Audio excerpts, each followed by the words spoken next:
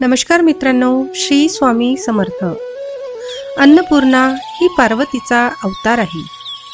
हिंदू परंपरेनुसार घरातील सर्वांना पोटभर खाऊ घालणाऱ्या गृहलक्ष्मीला अन्नपूर्णा मानतात. अक्कलकोट स्वामींनीही अशाच एका प्रसंगी प्रसाद भोजन दिले. कोनाळी गावाच्या रानातून जाताना श्री स्वामी बरोबर श्रीपाद भटासह सुमारे 100 सेवेकरी होते. त्या सर्व जणांना चालून चालून खूप भूक लागली होती. थोडे चालून गेल्यावर स्वामी एका शेतात बसले. तेथे त्यांना शेतकऱ्यांनी फलाहार दिला, पाणी दिले. पण इतरांच्या भोजनाचे काय? स्वामी सर्वांना म्हणाले, त्या आम्रवृक्षाखाली जा. इतरांना वाटले तेथे कोणीतरी जेवण देईल. श्रीपाद भटांना मात्र समर्थांवर पूर्ण श्रद्धा होती. काही मंडळींना घेऊन ते तेथे गेले. तेव्हा तेथे एक वृद्ध सुवासिनी प्रसन्न मुखाने उभी होती. श्रीपाद भटांनी चौकशी केली तेव्हा महिला म्हणाली, आज आमच्यापैकी बरीच मंडळी येथे भोजनास येणार होती, पण अजून ती आली नाही. आता सूर्यास्त होत आला, त्यामुळे तुम्ही हे सर्व अन्न घेऊन जा. तिने शिजवलेला सर्व स्वयंपाक श्रीपाद भटांना दिला. ते सर्व जेवण घेऊन श्रीपाद भट व अन्य भक्त स्वामीकडे जाण्यास निघाले. त्यांनी त्या सुवासिनीस आग्रह केला, पण ती म्हणाली, तुम्ही पुढे चला, मी मागाहून दर्शनाला येतोय. श्रीपाद भटांनी सर्व सेवेकऱ्यास जेवण वाढून घेण्यास सांगितले. सर्व तृप्त झाले. अशा प्रकारे स्वामी समर्थांनीच सर्व भक्तांना अन्नपूर्णेकरवी भोजन घातले. अशी सर्वांची श्रद्धा आहे. फार थोड्यांचे भाग्य ज्यांना प्रत्यक्ष अन्नपूर्णेचे दर्शन घेण्याचे भाग्य लाभले. अक्कलकोटास राहण्यास येण्याच्या पूर्वी गावाबाहेरील एका माळावर काही दिवस स्वामी राहत असत. तेथे येणाऱ्या एका गुरख्याच्या पोराला, तुझ्या गावात येऊ का, असे स्वामी विचारीत. 2 दिवस त्याने काहीच उत्तर दिले नाही. तिसरे दिवशी तो या म्हणाला. तसे स्वामी गावात गेले. याप्रमाणे अक्कलकोटात श्री गुरूंची ओळख प्रथम गुराख्याच्या मुलाशी झाली. अक्कलकोटास आल्यानंतरचेच स्वामीचे चरित्र उपलब्ध आहे. त्यापूर्वीचे विशेष उपलब्ध नाही. एकदा स्वामी अक्कलकोटास त्यांचे एक आद्य भक्त चिंतोपंत टोळ यांच्या घरी असता वसंत ऋतूतील एका मध्यरात्री अंगणात पहुडलेले होते. तेव्हा स्वामींना गाण्याची लहर लागली व गोरे रूप तुझे तुझला पाहिले 7 ताल माडीवर, ही जुनी लावणी स्वामींनी संबंध म्हटली. ती ऐकून पंतांना नवल वाटून ते म्हणाले, महाराज, आपण पूर्वाश्रमात गृहस्थ होता असे वाटते. आपली जात कोण, आईबाप कोण? स्वामींनी चटकन उत्तर केले की, आमची जात चांभार, आई महारीन व बाप महार आहे, असे म्हणून महाराज पोट धरधरून मोठ्याने हसू लागले. अक्कलकोटास एक म्हातारी सोनारीन वेडसर दिसे, पण तिला स्वामींची भाषा इतरांपेक्षा जास्त कळे.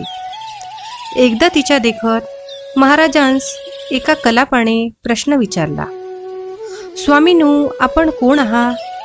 त्यावेळी श्री समर्थ म्हणाले, मूळ पुरुष वडाचे झाड, दत्तनगर. हे ऐकून ती म्हातारी म्हणाली, वटपत्र शयनी मूळ पुरुष दत्तात्रय रूपाने अवतरले आहेत. नंतर कोणी एक कर्वे यांनी विचारले, हे महाराजांचे सत्यार्थ रूप वचन आहे, परंतु आपली ज्ञाती कोण? समर्थ म्हणाले, आम्ही यजुर्वेदी ब्राह्मण. आमचे नाव नृसिंह भान, काश्यप गोत्र, आमची मीन राशी. पुन्हा विचारल्यास टाळक्यात पायपूस, पण काय रे, तुझी फक्कड मुलगी पुण्यास रात्रंदिवस फिरते, तिची ज्ञानी कोण? हे ऐकून प्रश्न विचारणारा गृहस्थ ढेकळासारखा विरघळला. बऱ्याच जणांना हा प्रश्न पडतो की, आपण स्वामींची इतकी सेवा केली तरी महाराज अजून का प्रसन्न होत नाहीत? अजून त्यांची कृपादृष्टी का होत नाही? ह्याला कारण आपला मागील जन्म. आपल्याला ज्ञात नाही, सर्वांनाच दुःखे असतात. दुःख संकटे एकामागून एक येतच राहिली तर मन खटू होते.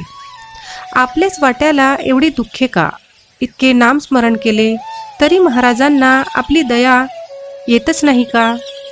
आणि निराशेने कधी कधी नामस्मरण सोडून देण्याचे विचारही मनात येऊ लागतात. पण अशा विकल्पांना अजिबात थारा देऊ नये आणि आपण नामाला धरून राहावे, कारण हीच आपल्या परीक्षेची वेळ असते. आणि महाराजांचीही इच्छा हीच असते की आपण प्रारब्ध भोगातून मुक्त होऊन मोक्षपदाचे यात्री व्हावे. आपले स्वामी तर इतके कणवालू दयाळू आहेत की ते दुःखातही आपल्याला एखादा आशेचा किरण, सुखाची एखादी झुळूक सतत दाखवत राहतात, जेणेकरून आपल्या प्रिय भक्त आपल्यापासून दुरावू नये असे स्वामींनाही वाटत असते. अशा वेळी ते नामरूपाने सदैव आपल्याबरोबर राहून अडचणीच्या काळात आपला मार्ग सुखकर करत राहतात. म्हणूनच नामाला कधीच सोडू नये, कारण आपले पूर्वसंचित संपल्याशिवाय आपली साधना फळाला येत नाही. हेच स्वामी विद्यारण्याच्या दृष्टांतातून आपल्याला जाणून घ्यायचे आहे. दुःख संकटे असतील तरच आपल्याला सुखाची किंमत कळते आणि भगवंताच्या अस्तित्वाची जाणीवही ह्या एकाच गोष्टीमुळे आपल्याला होत राहते.